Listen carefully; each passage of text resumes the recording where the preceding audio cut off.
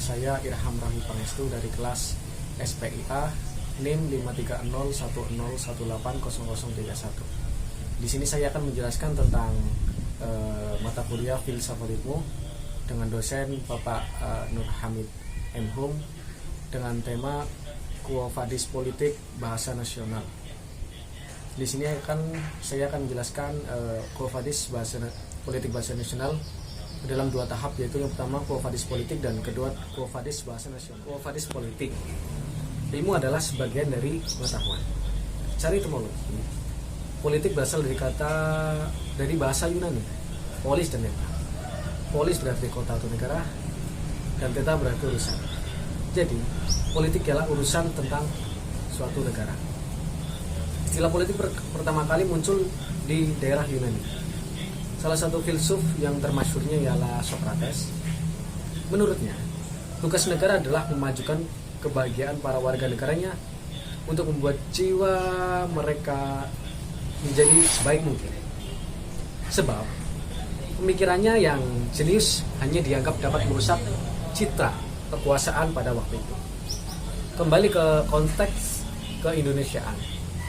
Strategi politik maupun ideologi politik yang diejawantahkan oleh partai politik, sebagaimana fungsi politik dalam Undang-Undang Nomor 11 Tahun 2008 Pasal 11, setidaknya ada poin terpenting bahwa partai politik berfungsi sebagai sarana pendidikan, bahwa pendidikan itu penting bagi masyarakat luas. Ini bertujuan agar menjadi warga negara Indonesia yang sadar akan hak dan kewajibannya dalam bermasyarakat, berbangsa, dan bernegara. Yang kedua, Quo Vadis Bahasa Nasional. Bahasa merupakan unsur penting dalam berbangsa dan bernegara. Kelangsungan hidup suatu masyarakat dalam bernegara salah satunya bergantung pada eksistensi dari bahasa. Karena dengan bahasa masyarakat dapat berinteraksi dengan baik di bidang bisnis, politik, sosial, dan lain sebagainya. Jadi bisa dikatakan bahwa bahasa merupakan sebuah kebutuhan primer dalam bermasyarakat dan bernegara. Pada era globalisasi ini, penggunaan bahasa sangatlah dipengaruhi oleh perkembangan teknologi dan perkembangan informasi.